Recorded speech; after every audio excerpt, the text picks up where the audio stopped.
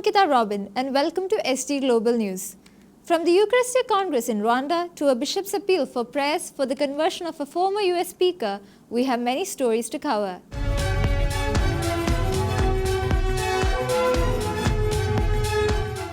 The Archbishop of San Francisco, Salvatore J. Cordelian, has called on the faithful to pray for the conversion of former US Speaker Nancy Pelosi.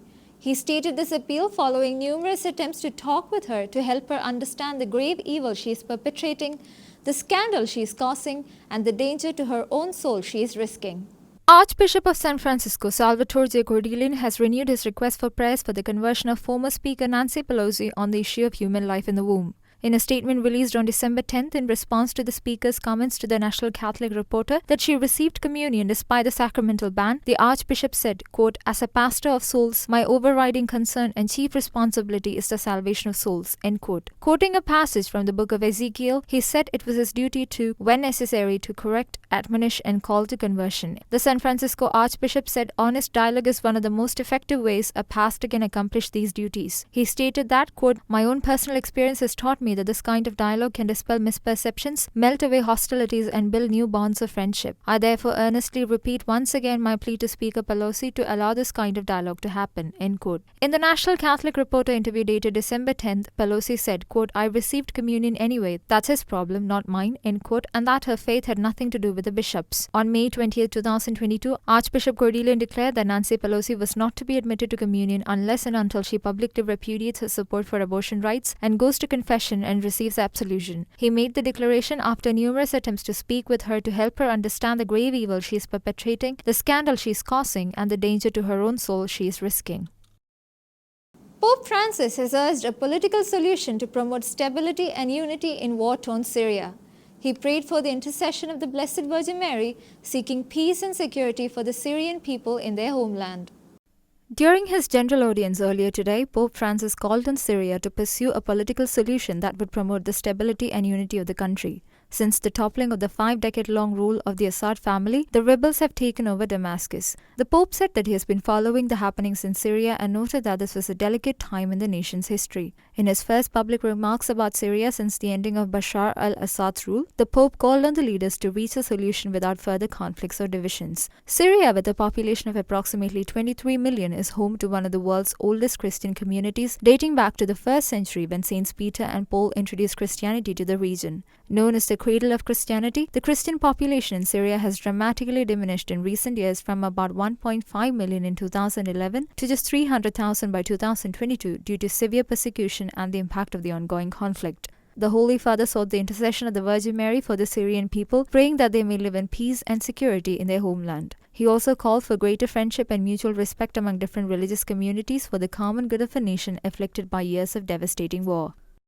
Israeli military has conducted a series of aerial and naval offensives targeting key military bases and seaports across Syria. Reports indicate that Israel has also regained control of various demilitarized zones near the Golan Heights, territory contested for nearly 50 years. Following the collapse of the Assad regime, the Israeli military conducted a series of aerial and naval offensives targeting key military facilities and ports across Syria. The strikes reportedly caused significant damage to naval vessels, anti-aircraft systems, and weapons production sites in major hubs across the country. In a statement on X, the Israel Defense Forces claimed responsibility for the attacks, stating they aimed to prevent Syria's weapons stockpiles from falling into the hands of terrorist groups. The IDF also reported the seizure of advanced weaponry, including Scud missiles, cruise missiles, surface-to-sea missiles, unmanned aerial vehicles, and radar systems. Following the ousting of Syria's long-serving President Bashar al-Assad, Israel intensified its operations in the region, reportedly capturing strategic zones near the Golan Heights that were previously under Syrian control. Calling the operations a huge success, Israeli Defense Minister Israel Katz declared that Israel would continue its offensive efforts until all threats to the country are eradicated. In Rwanda, bishops, priests, religious and lay faithful gathered for the National Eucharistic Congress hosted by the Roman Catholic Diocese of Butare.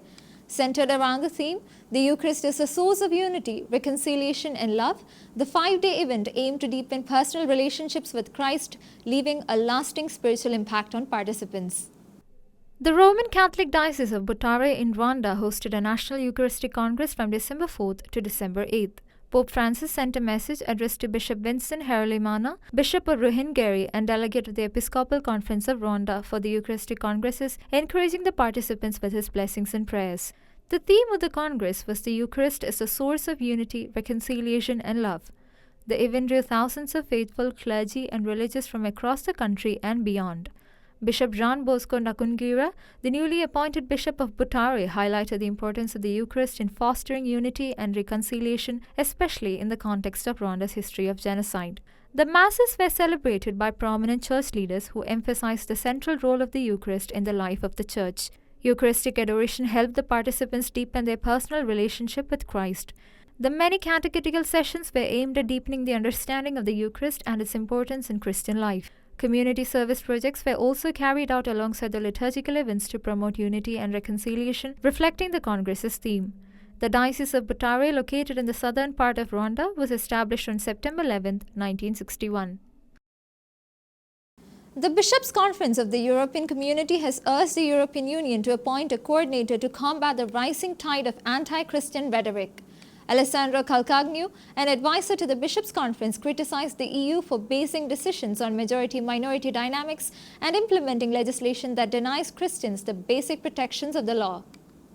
Alessandro Calcagno, an advisor to the Commission of the Bishops' Conference of the European Community, has appealed to the European Union for the appointment of a coordinator to combat the rising hatred against Christians in the same way the Union addresses hate directed at Jews and Muslims.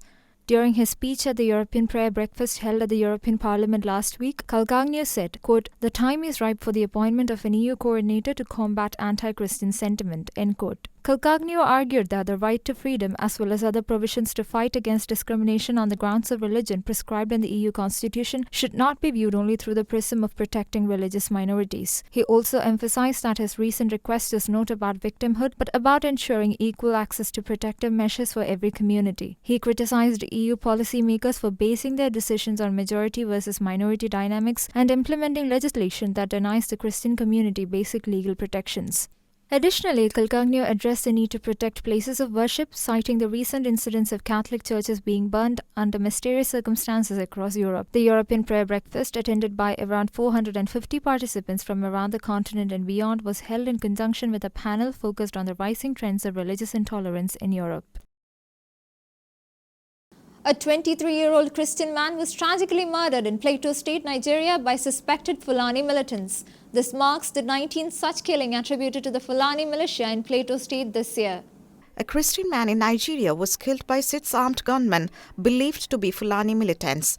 23-year-old James Yakubu was returning from Baton Village at night on a motorcycle with his friend Julius Dung when a group of militants ambushed them. Dung narrowly escaped the attack and alerted the residents of Duang village. After an hour-long search, villagers discovered Yakubu's body. Human rights advocate and attorney Dialub Salaman Monduri, who reported the murder of James Yakubu in a press statement, revealed that Fulani militants are believed to have killed 18 Christians in previous attacks in Plateau State, Nigeria. The Fulani militia, often associated with nomadic Fulani herders, is considered a deadly Muslim extremist group. It was designated in 2014 as the world's fourth deadliest terrorist group. However, international actors have largely ignored the atrocities committed by the Fulani militia. The United Kingdom's All-Party Parliamentary Group for International Freedom of Belief stated in its 2020 report that the militia employs strategies comparable to Boko Haram and Islamic State in West Africa province